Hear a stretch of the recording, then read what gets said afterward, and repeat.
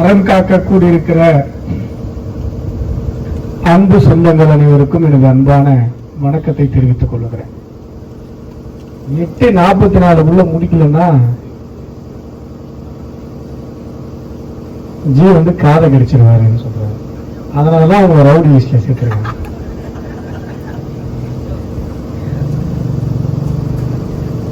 இந்த மேடையை அலங்கரித்துக் கொண்டிருக்கிற தங்கமுத்து கிருஷ்ணன்ஜி அவர்களுக்கும் ஆர்டி பிரபு அவர்களுக்கும்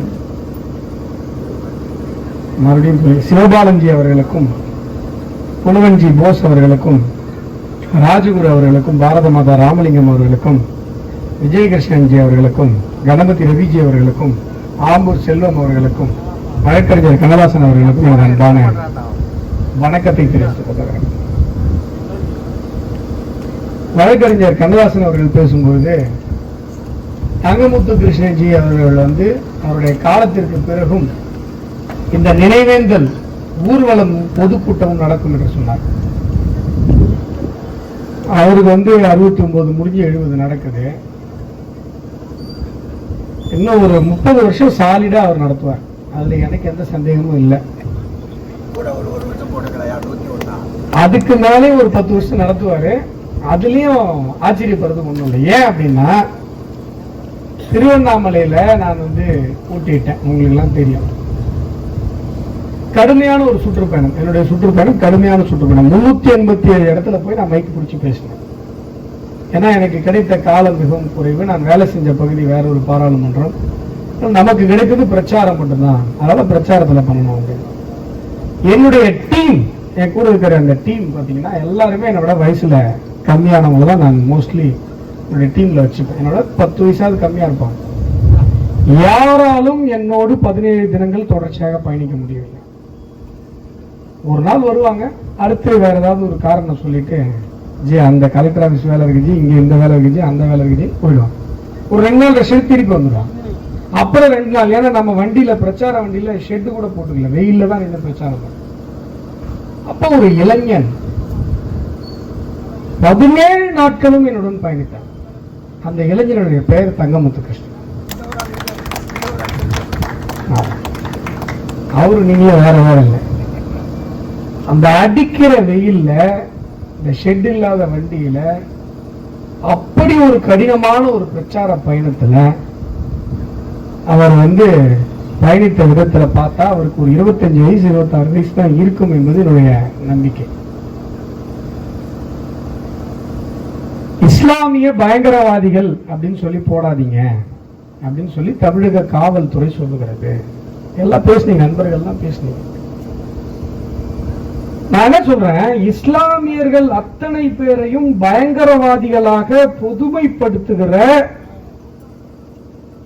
திராவிட மாடல் ஆட்சியில் நீங்கள் காவல்துறையில் இருந்து கொண்டு எங்களை இஸ்லாமிய தீவிரவாதிகள் என்று சொல்லக்கூடாது அப்படிங்கிறீங்க. இஸ்லாமிய தீவிரவாதிகளை இஸ்லாமிய தீவிரவாதிகள் தானே சொல்ல முடியும்.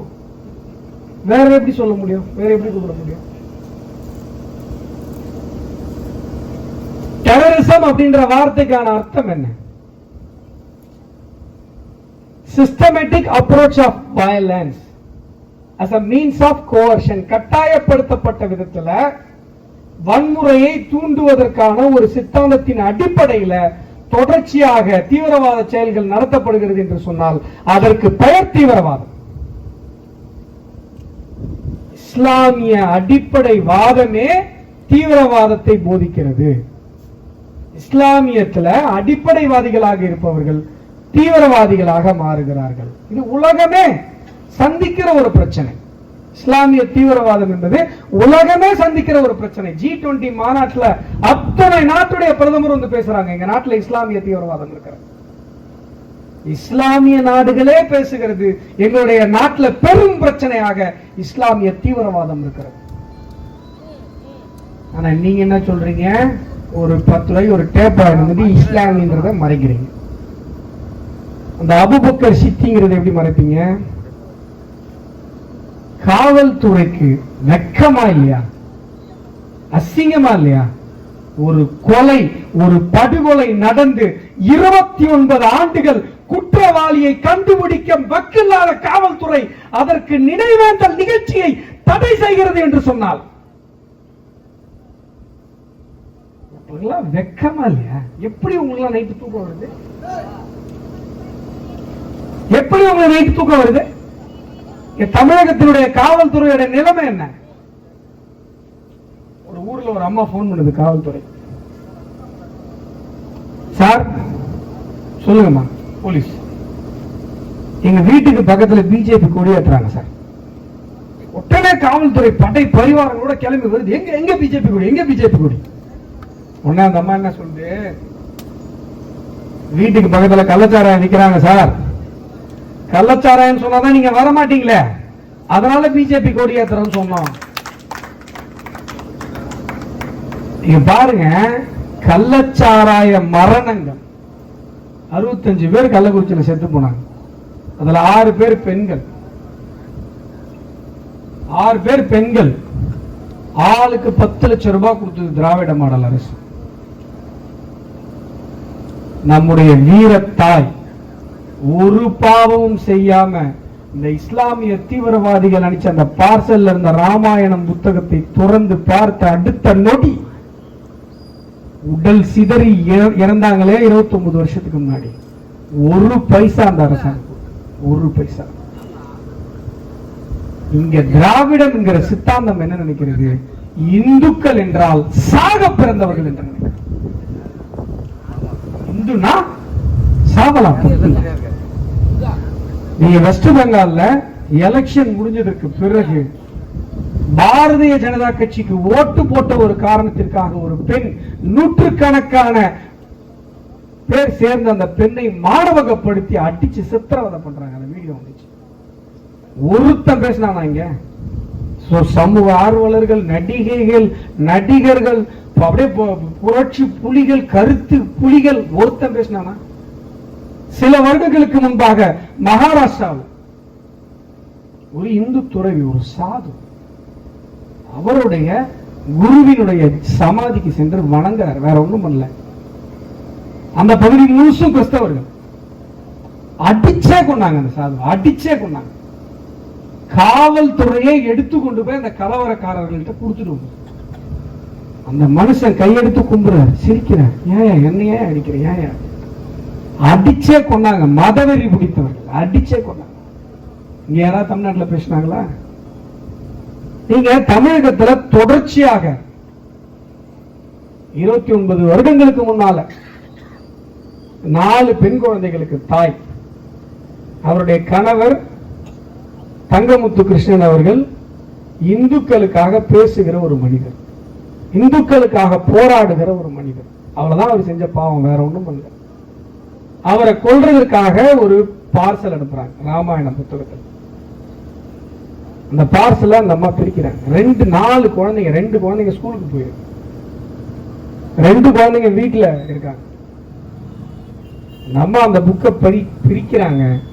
ஆர்டிஎக்ஸ் வெடிகுண்டு வெடிக்குது, உடல் சிதறி அந்த சம்பவ இடத்துல உயிரிழந்தாங்க. இந்த உள்ள விளையாடிட்டு இருந்த 2 குழந்தைங்களும் வந்து என்ன நடக்குதுன்னு அந்த பிஞ்சு குழந்தைங்களுக்கு புரியல. என்ன நடக்குதுன்னு புரியல. அவங்க பள்ளியிலிருந்து வந்த குழந்தைகள் தன்னுடைய தந்தை அவருடைய தோல்ல சாஞ்சிட்டு அம்மா எங்கன்னு கேட்டு கதறி அழுது. நீங்க சொல்லுங்க, மனிதனாக பிறந்த எவன் ஒருவனாலும் இதை ஏற்றுக்கொள்ள முடியுமா?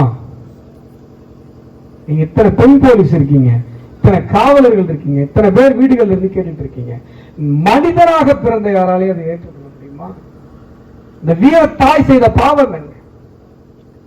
தொடர்ச்சியாக எத்தனை கொலைகள் இந்த தமிழகத்தில், தொடர்ச்சியாக இந்த தமிழக மண்ணில் இந்துத்துவ இயக்கங்களுக்காக, இந்திய தத்துவ சித்தாந்தத்திற்காக போராடிய எத்தனை வீர பெருமகன்கள் இந்த மண்ணில் ரத்தம் சிந்தியிருக்கிறார். எத்தனை பேர்? ஆதிட்டர் ரமேஷ் அவர்கள் கொல்லப்படும் பொழுது பாரதிய ஜனதா கட்சியுடைய மாநில பொதுச் செயலாளர் அவர் கொல்லப்படுறார். இந்து முறையில் எத்தனை கொலைகள்? சசிகுமார் வரை, மாவீரன் சசிகுமார் வரை எத்தனை கொலைகள்? இந்த மண்ணில் தமிழகத்தில் என்ஐஏ வந்ததற்கு பிறகுதான் கொலைகள், இஸ்லாமிய பயங்கரவாத கொலைகள் தடுக்கப்பட்டிருக்கிறது. இதெல்லாம் இந்திய தத்துவ இயக்கங்களை சார்ந்தவர்கள். திருபுவனத்துல ராமலிங்கம் எந்த இந்து இயக்கத்திலும் இல்லாத ஒரு மனுஷன் நேரடியா ஏன் கொல்லப்பட்டார்ன்றதற்கான சாட்சி. நேரடியா ஒவ்வொரு முறை இந்திய தத்துவவாதிகள் கொல்லப்படும் பொழுதும் உடனடியா தமிழக காவல்துறை வந்து கதை எழுதுவாங்க. அவங்களுடைய திறமை, கதை எழுதுற திறமை அன்னைக்கு தான் பார்க்கலாம். இல்ல சார் கடன் வாங்கிட்டாங்க சார், என்கொயரி நடந்திருக்கு, அப்ப செத்த அந்த ரத்தம் கூட காஞ்சிருக்காரு. கதை எழுதுவாங்க பாருங்க. காவல்துறையில வந்து பத்திரிகையாளர்கள் முன்னாடி அருவருப்பார். இல்ல சார் அது வந்து சார் கடன் பிரச்சனை சார், சொத்து தகராறு சார், எப்படிப்பா என்கொயரியா பண்ணாம வந்து இது பத்திரிகையாளர் படி சொல்றீங்க? திருபுவனம் ராமலிங்கத்துல எந்த கதையும் சொல்ல முடியல. இஸ்லாமியர்கள் மதம் மாற்றுவதற்காக இந்துக்கள் வாழ்கிற பகுதிக்கு வந்து நோட்டீஸ் கொடுத்து மதம் மாத்துறாங்க. மனுஷன் கேட்கிறான் நியாயமான கேள்வி. மத வெறி பிடித்த அந்த மதவாதிகள் முன்பாக ஒரு மனிதனாக, மனிதத்துவத்தை பேசுகிற ஒரு மாபெரும் தலைவனாக இருந்தால் கேட்கிற ஒரு கேள்வி. நான் வந்து உன்னுடைய குல்லாவை மாட்டிக்கிறேன், நீ என்னுடைய விபூதியை போட்டுப்பியா? இவ்வளவுதான் கேள்வி. இதற்காக அன்று இரவே அந்த போட்டிருந்த அந்த உடையிலே பெற்ற மகன் முன்பு வெட்டி கொல்லப்படுகிறார். அதற்கு வந்து டிவியில விவாதத்தில் ஒருத்தன் கேட்கறான், குல்லால கை வச்சா சும்மா ஓடுவாங்க.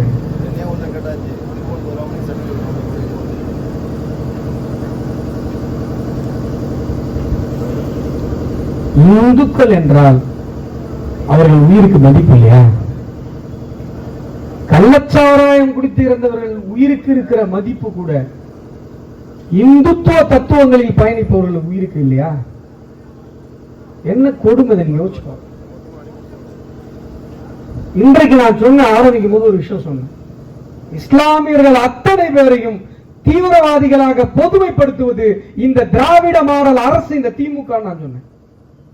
ஏன் சொன்னேன்?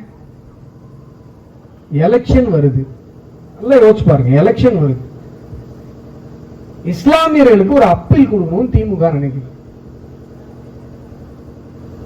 நரேந்திர மோடி சொல்றார் 2,30,00,000 இஸ்லாமியர்களுக்கு நான் ஸ்காலர்ஷிப் கொடுத்திருக்கிறேன் படிக்கிறதுக்கு. ஒரு கையில லேப்டாப் வச்சுக்கோங்க, ஒரு கையில குரான் வச்சுக்கோங்க, ஆனா படிங்க, தொழில் பண்ணுங்கன்னு சொல்லி கோடிக்கணக்கான இஸ்லாமியர்களுக்கு லோன் கொடுத்திருக்கிறார் நரேந்திர மோடி. இஸ்லாமிய பெண்களுடைய பாதுகாப்பை உறுதி செய்வதற்காக முத்தலாக் சட்டம் கொண்டு வந்தார் நரேந்திர மோடி. இன்றைக்கு இங்கு ஒரு கூட்டம் 4 மணி நேரமாக நடந்து கொண்டிருக்கிறது. எத்தனையோ இஸ்லாமிய சகோதரிகள் பர்தா போட்டுக்கிட்டு அவருடைய அந்த இஸ்லாமிய உடை அணிந்து கொண்டு சிரிச்சிட்டு போனாங்க, நம்மளை பார்த்து வணக்கம் வச்சுட்டு போனாங்க.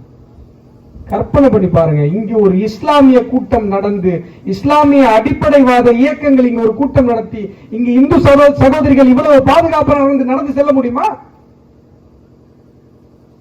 நரேந்திர மோடி அவர்கள் இத்தனை நல்ல காரியங்களை இஸ்லாமியர்களுக்கு செய்துவிட்டு ஓட்டுகிறார். திமுக என்ன சொல்லி ஓட்டு கேட்டுச்சு? என்ன பண்ணிச்சு எலெக்ஷனுக்கு முன்னாடி? இஸ்லாமியர்கள் எங்களுக்கு ஓட்டு போடுங்க, இஸ்லாமிய தீவிரவாதிகளை நாங்கள் சிறையில் இருந்து விடுவிக்கிறோம் சொல்லி ஓட்டு கேட்கிறோம்.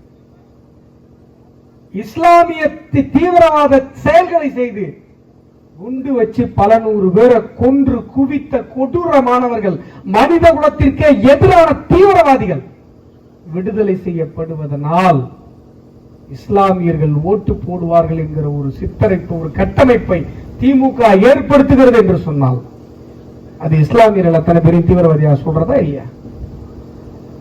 சொல்லுங்க. இந்துக்கள் யாருக்காவது இப்படி ஒரு அப்பீல் கொடுக்குமாங்களா? இந்துக்கள் யாராவது ஏத்துப்பாங்களா?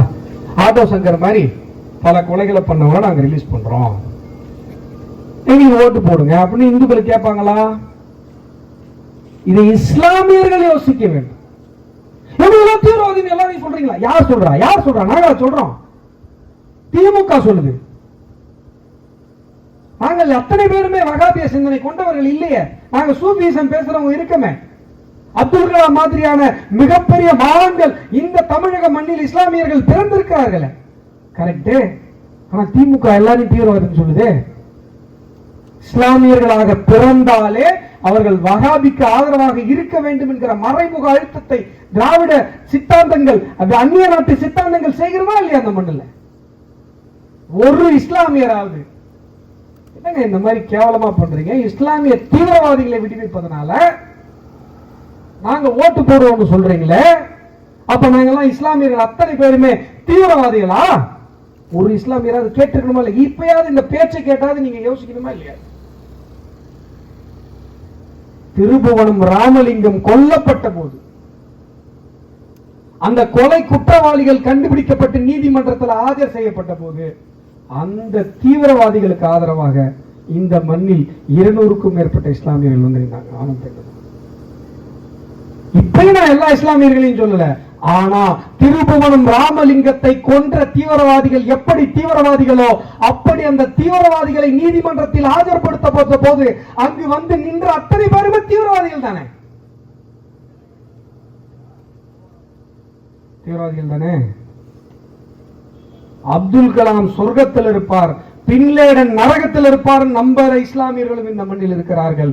அப்துல் கலாம் நரகத்தில் இருப்பார், பின்லேடன் சொர்க்கத்தில் இருப்பார் என்று நம்புகிற இஸ்லாமியர்களும் இங்க இருக்கிறார்கள். நாம என்ன பேசுறோம் அப்படின்னு சொன்னா, வஹாபிய சிந்தனைக்கு எதிராக இந்த மண்ணில் நாம் பேசிக் கொண்டிருக்கிறோம்.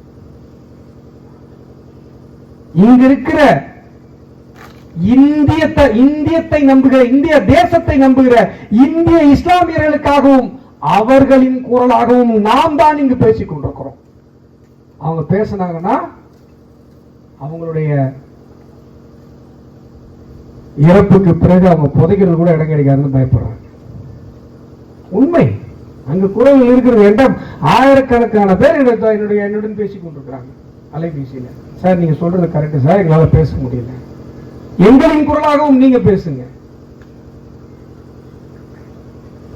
இந்த மண்ணில தமிழகத்தில்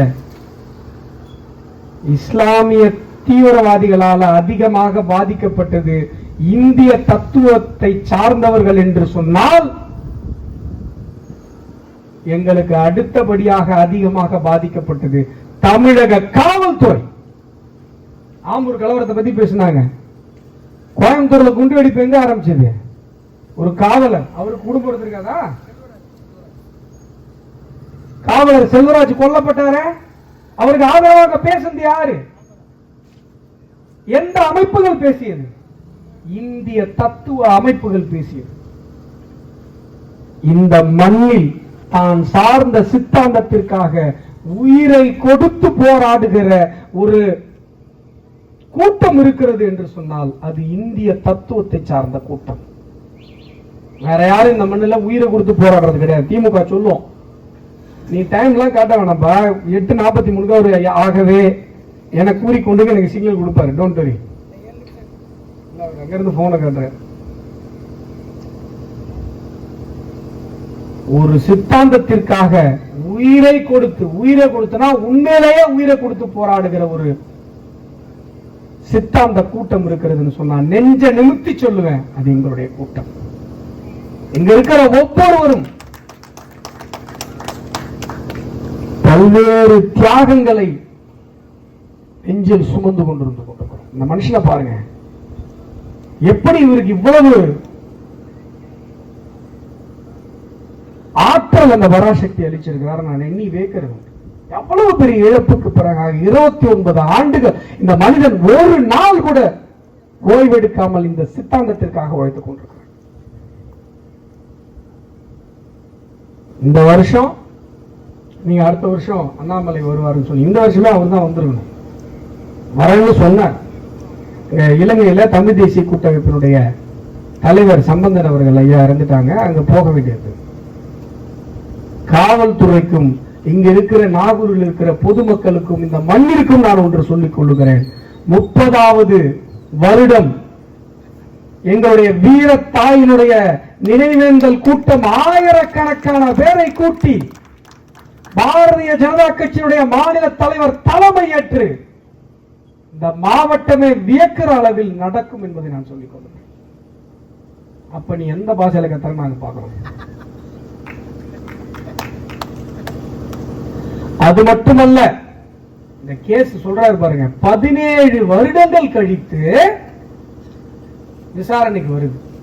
எவ்வளவு எவ்வளவு இதுக்கு மேல இதுல வேற நீங்க பேசும்போது ஸ்காட்லாந்து யார்டு எப்பங்க இந்த ஸ்காட்லாந்து யார்டு என்னங்க கதை விடுறீங்க? நிறைய பேர் ஸ்டீரியோ டைப்புக்கு டைலாக் சொல்றீங்க. தமிழ்நாடு போலீஸ் ஸ்காட்லாந்துக்கு மாதிரி இருந்தது தெரியுமா? எப்பங்க இருந்தது காட்டுங்களேன். நான் எனக்கு சத்தியமா எனக்கு தெரியல. நான் ஒரு வழக்கறிஞர், சத்தியமா கிடையாது. ஒரு வழக்கு, ஒரு தீவிரவாத வழக்கு, ஒரு பார்சல் வெடிகுண்டு, ஒரு ஆர்டிஎக்ஸ் வெடிகுண்டு, அதுல விசாரணைக்கு வர்றதுக்கு 17 வருஷம் ஆகுதுன்னு சொன்னா உலகத்துல எந்த காவல்துறையிலும் இப்படி ஒரு கேவலம் நடக்காது. இனிமேலாவது அந்த பழைய டைலாக மாத்துங்க.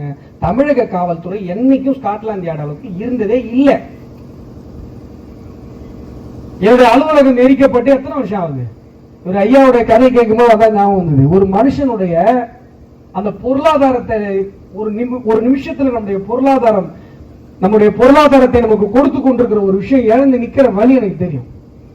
அவருடைய மனைவி கொல்லப்படுவதற்கு சில ஆண்டுகளுக்கு முன்பு அவருடைய பாத்திரக்கடை எரித்து சூறையாடப்படுகிறது. அடுத்த வேலை நம்முடைய குழந்தைகளுக்கு எந்த பொருளாதாரம் எங்க இருந்து வரும்? என்ன சோர்ஸ்? இந்த திமுக வந்தோடனே ஃபர்ஸ்ட் அட்டாக் என்னுடைய அலுவலகம்.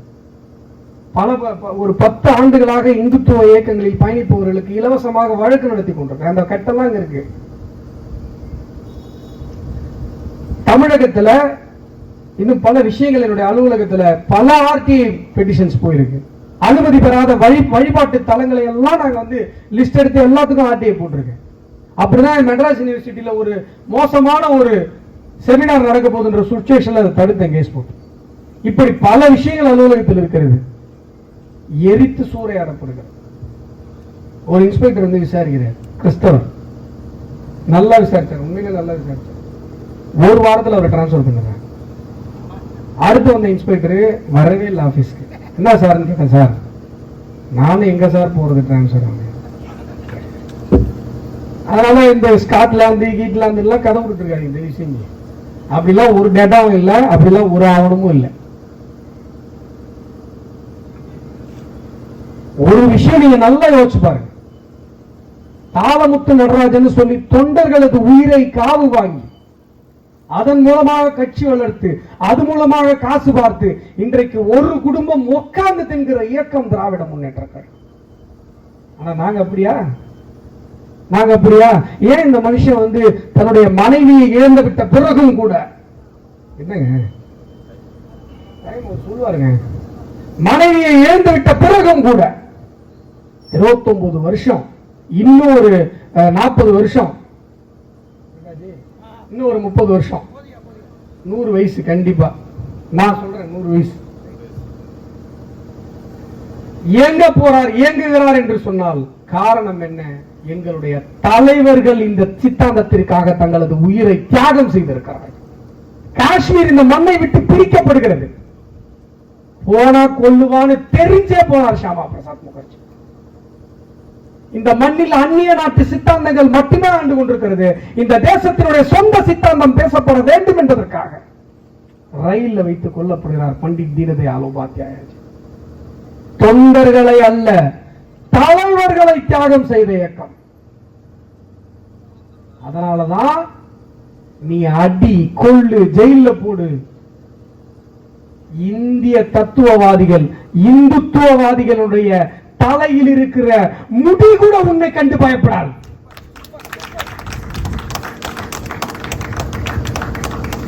ஏனென்று சொன்னால் உங்களை போன்று தொண்டர்களை தீக்குளிக்க வைத்து அதன் மூலமாக காசு பார்க்கிற சித்தாந்தம் அல்ல நாங்கள். எங்களது தலைவர்களே தங்களது உயிர்களை தியாகம் செய்திருக்கிறார்கள்.